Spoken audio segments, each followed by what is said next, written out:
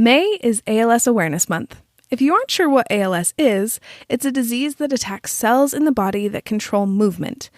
It's a neurodegenerative disease, meaning cells of the nervous system die over time. This makes the brain stop talking to the muscles, causing increased paralysis over time. It's an absolutely devastating disease with no cure. My brother Ryan passed away from ALS a year ago next month, and I'm determined to help bring more awareness to this awful disease so that we can find better treatments and a cure. Today, I'm excited to introduce you to a podcast that is hosted by James Smith, who has ALS, or as he calls it in the UK, MND. His show is called Beyond MND. I'm Andy Smiley, the Friendly Podcast Guide. I'm a mom who uses podcasts to fight the boredom and loneliness of motherhood and to entertain my kids when I need a break. And I want you to be able to use podcasts in these ways too. But it can be overwhelming to try and find a podcast you or your kids will enjoy in the thousands of shows that are out there. That's where I come in. Each week, I talk about different podcasts with topics ranging from parenting to pop culture and everything in between. My episodes are short and they answer your questions about the show, so you'll know if it's a good fit for you or your kids or not. Now, let's talk podcasts. James describes his show like this. Welcome to Beyond MND, where we celebrate the unwavering spirit of individuals who have triumphed over motor neuron disease, or MND. Join us as we dive into their incredible journeys of resilience, adaptation, and rediscovering joy in life. Before we learn more about the vibe of Beyond MND, we're going to take a quick break to talk about donating to a community that is near and dear to my heart. I am ALS. One of my goals in life is to be able to donate $1,000 a month to ALS research to help finally find better treatments and a cure for ALS. While I'm not able to do that quite yet, I know that the money that I do donate to I Am ALS is doing so much good for the ALS community. If you want to help the ALS community, a simple but amazing way for you to do that is to donate to I Am ALS. I Am ALS is a patient-led community that provides critical support and resources to those living with ALS, caregivers, and loved ones. They raise awareness and advocate for the ALS community's needs. They've also been able to increase federal funding for ALS research and helped revolutionize the development of treatments and cures for ALS. I Am ALS has been able to do all of this because of the donations they receive each year. So, if you're looking for a way to make a difference in the ALS community, donating to I Am ALS is a great way to do it. We'll put a link to the I Am ALS donation page in the show notes.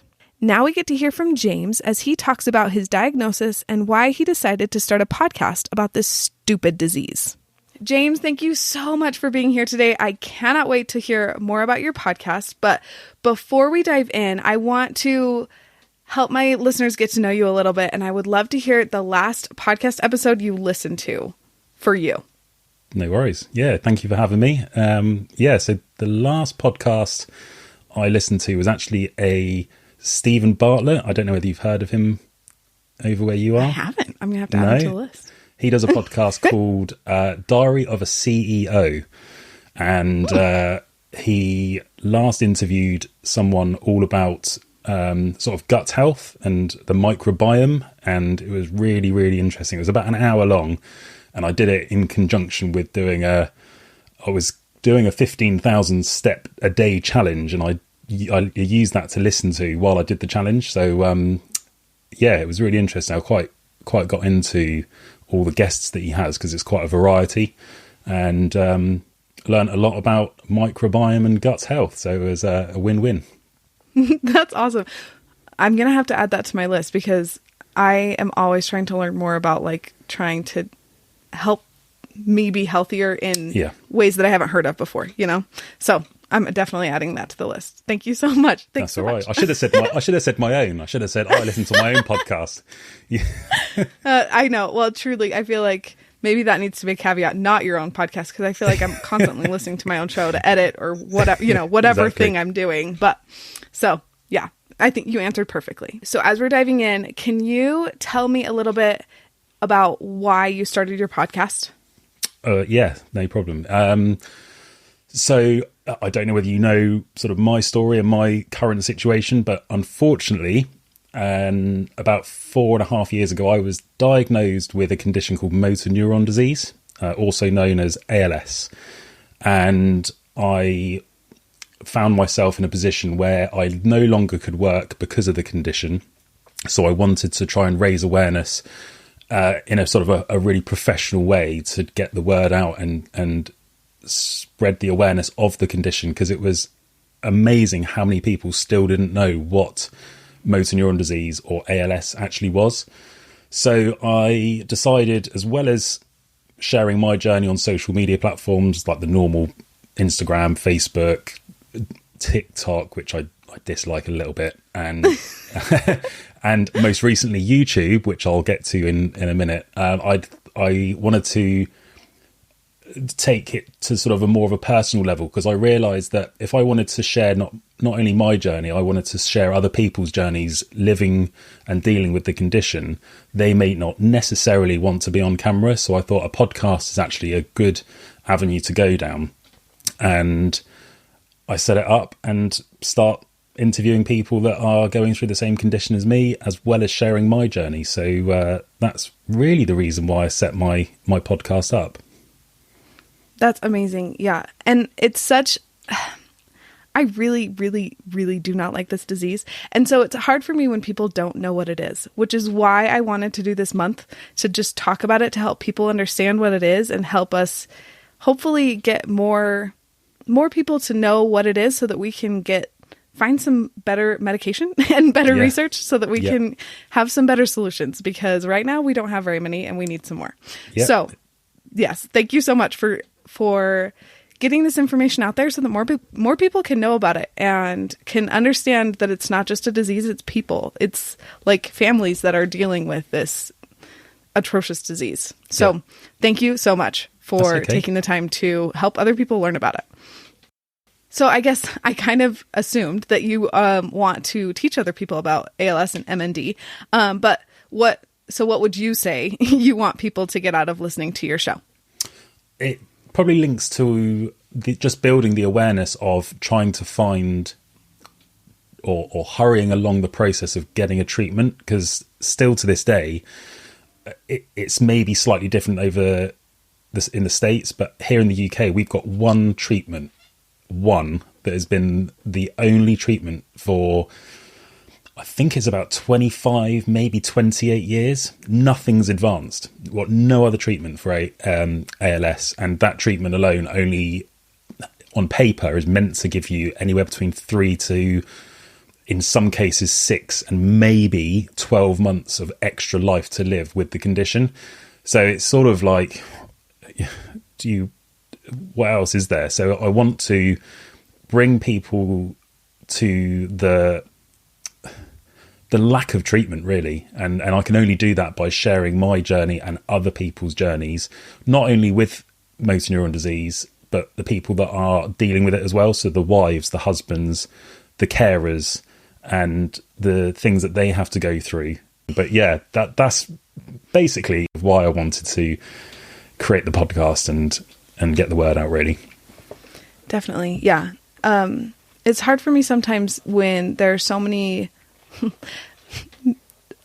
this sounds like kind of cold-hearted when I say this, but like, it's hard for me when there's a lot of like fundraisers and like awareness around different cancers and different things like that. But like ALS just doesn't have that. And I really want more people to understand that if this disease, like if we could even just find something that could give us more than 3 months, right? Like it just feels, I'm just ready for better solutions. So that, So again, thank you so much for making your show. I'm sure it's a big labor of love for you. So I'm so grateful. I suppose the other reason for doing it is I've gone from being the breadwinner of the family. I've worked full time. I used to do a job that I absolutely loved, that I retrained to do after being in countless sales jobs that I absolutely hated. And I retrained to become a professional qualified barber. And obviously with limb onset ALS, I can't hold a pair of scissors because it's starting to get a bit dangerous. So I've then gone from doing that to being a stay-at-home dad, where I can slowly start to see I can't do certain things.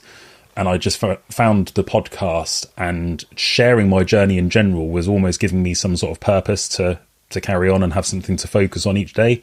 And I know nothing more than I do about myself with living with this condition. So it only seemed right to share my journey with it, to hopefully inspire others. Definitely. Truly, that's one of the reasons I started my podcast, was to have a creative outlet. So I completely resonate with that. And you can escape from the kids as well a little bit. So yeah, get a minute to yourself, right? Yeah. Yeah, that doesn't have to do with being a caretaker. No. Yeah, totally get that. So we've talked about why you've created your show and what you want people to get out of it. Can you tell me kind of the vibe of the show? Like, what's the feeling like that people get when they listen? I have had feedback from it, and it comes across really, really informative, and it's just a raw conversation with, and I'll give you an example. Let's say I did an interview with two ladies that were looking after their husbands that were a lot further down the line with their condition, and I'm talking wheelchair bound, bedridden, they're their full-time caregiver, and one of them, unfortunately, the husband did pass away only about 2 weeks ago, and it was just a really nice conversation. And what I mean by nice is it was they felt like they could sort of potentially offload their frustrations with what they're feeling in terms of being the caregiver of someone with this terminal illness. So when I put that out as an episode, the feedback I got from it was unbelievable, and it was shedding a light on not only the condition but what the person that isn't, living with with ALS, it's the people that are actually looking after that person, and it spun a whole new sort of vibe and look across the podcast. And it was really nice because up until that point I was sort of finding my feet with it and sharing my journey, explaining from my first symptom to my diagnosis and what I've had to do around the house to adapt it, ready for if and when I come and go into a wheelchair. I've touched on vitamins and supplements, and when I spoke to the two ladies that were looking after their husbands, it was quite refreshing, and it gave a whole new aspect of the podcast rather than it was all about me.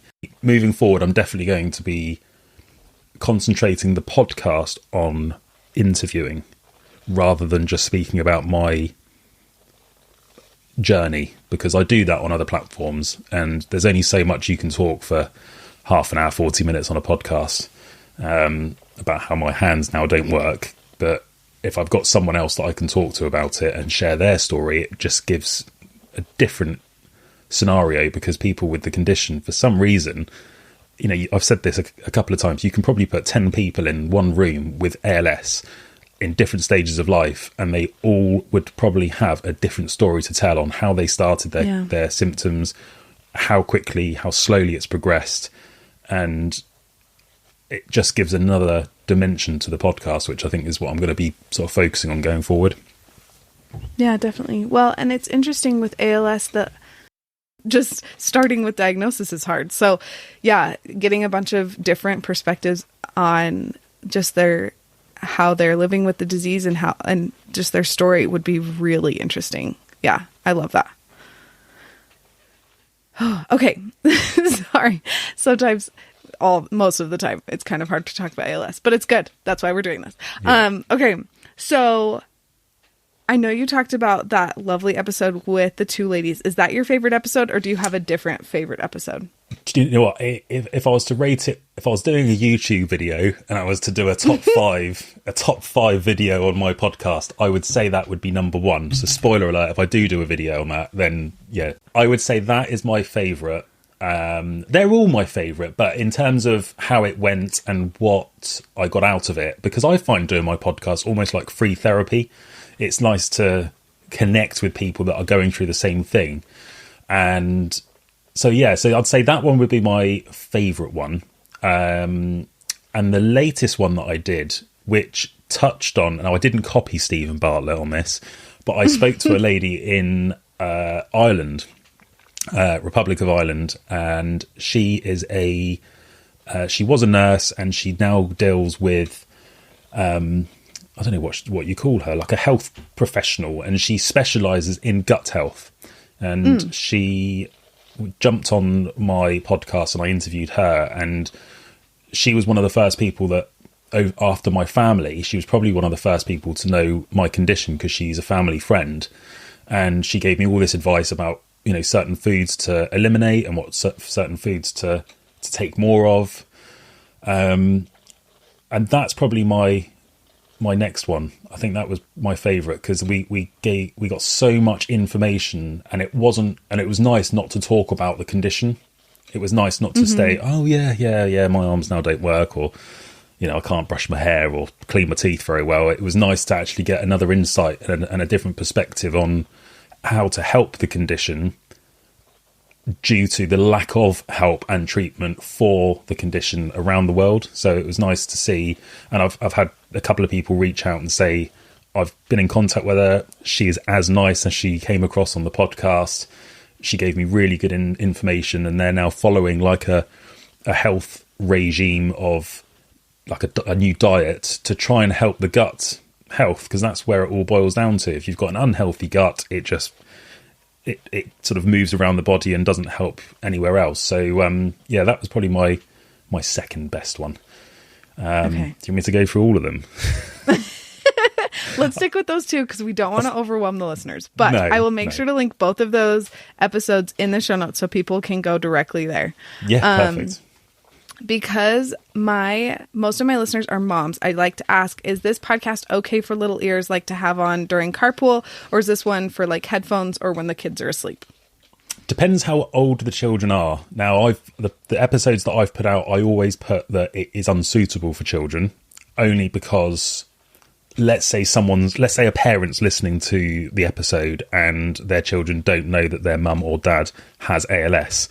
And they're listening to the scenario of someone's condition and they're going, hang on, my dad can't do that, or my dad's speech is a bit slurred, or my mum's foot doesn't work very well and she's in a wheelchair, but they don't know anything. So that's the reason why I sort of stopped it from children listening. But in terms of explicit content, maybe apart from the second episode with the intimacy thing, I would say they're all okay for younger ears. There's no swearing, there's no talking about anything that's, you know, what's the word? Watershed. It's all okay. Okay, perfect. I have found that most of my listeners, when I talk to them, they are good about reading an episode description before they turn it on if they know they're going to be around their kids. So I feel like that sounds like that's a good fit for you. And obviously, we all know our own kids the best. So if this isn't going to be a good fit, like my oldest has a hard time listening to or talking about ALS still. And so, yeah, I definitely don't think I would listen to your show around him right now just because we're still grieving and he's in a different stage than I am. And so, bless him. Yeah. But you just kind of know your kids. And I think that. And I'm the same with you. I put the descriptions out there to give enough information to know what the episode's going to be about so they can make that informed decision whether to listen to it or not. Totally. Yeah. I love that. Thank you. Another thing to thank you for, because sometimes episode descriptions are not that clear. We just need to know what we're getting into. So thank you. Yeah. Okay. Where can people find you? What are the best places to find you? So, best place to find me is, I do have a website, which is beyondmnd.co.uk. That has my episodes on there, as well as being on all the major podcasting, music streaming platforms, mainly Spotify. The other ones are Apple Music, I think it's Apple Podcasts or Apple Music, Amazon, and I think Google. The main one really is Spotify. So if you went onto Spotify, searched Beyond MND, and you'll find me there. Oh, and I'm also doing on YouTube. I don't know if I've mentioned that. I'm going to be doing videos on YouTube that are mainly about me, and it's going to be really sort of light-hearted, fly-on-the-wall type videos sharing my journey. And it could be... So the first two episodes are quite informative, but going forward, so I've sort of painted a picture for people. It could be simple things like, I needed to change a light bulb. And it will be like the story of like just a day in the life, fly on the wall type things. You know, I did a video the other day filming the back of my little girl's head while I was just playing a board game with her. And they're the types of videos, so real life type things rather than quite structured and scripted that potentially some podcasts can come across as. So that's why I've branched into YouTube. And on top of that, I'm going to combine the podcasts that I'll be doing in terms of interviewing people like we're doing today with yourself, and then I'll then use that video to put on to the YouTube platform too, so people can have a visual as well as an audio. Perfect. I will make sure to link all of that in the show notes so that people can find you in whatever way they want to. And then is there anything that you want to add that we haven't touched on yet? Follow me on every social media platform. I'm joking. No, it's fine. I'm not big-headed at all. I'm not vain. But in all fairness, I think if more people were to engage and follow, say, my journey, they would then see some information that might help them, that they know someone that's going through it, and it's a quick, easy, simple way to go, actually, look at this guy. He's in the UK. He's just got this toilet that sprays your bum and washes you and dries you. Have you thought about that? Because I know you're having trouble with it. It's simple things like that. So, so my Instagram and TikTok, it's under just James Smith. Again, I'm not vain. It's not all about me. But with the name James Smith, it's very hard to come by with the other usernames. But yeah, everything's on there. So Fabulous. I don't think there's anything else to add. Perfect. Yes, I do follow you, and I would recommend it. It's been fun to like kind of get to know you a little bit better that way, and see your journey and just get a little more personal look into what it's like to have ALS. And I think that that's really a wonderful thing. So thank you so much for putting yourself out there. No problem. That's fine. I want to utilize the slow, progressive nature of my ALS, because a lot of people have it very quickly and unfortunately don't live that long to be able to do things like this. So I want to utilize my time as best as I can to share the journey that people can understand what it's like to live with. Definitely. Well, thank you again. You're lovely, and this has been a fabulous conversation. Thank you for having me. Thanks for having me on. James is so inspiring, isn't he? All month long, I'm introducing you to some awesome people in the ALS community. So make sure to listen to last week's episode if you haven't already, and come back for the rest of the month's episodes to be inspired by more amazing people. Also, if you want to help the ALS community, you can click the link in the show notes to donate to I Am ALS. Talk to you soon.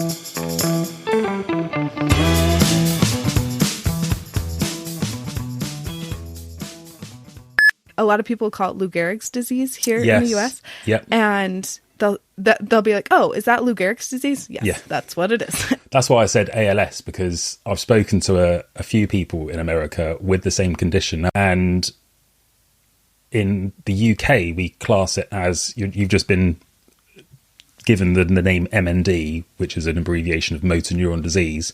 But when you speak to someone in the States, they're like, MND, what's that? What's that? I was like, it's ALS. And they're like, oh, that. I was like, Stephen Hawkins, do you know him? So that's the only way you can sort of link it. But yeah, it's the same disease.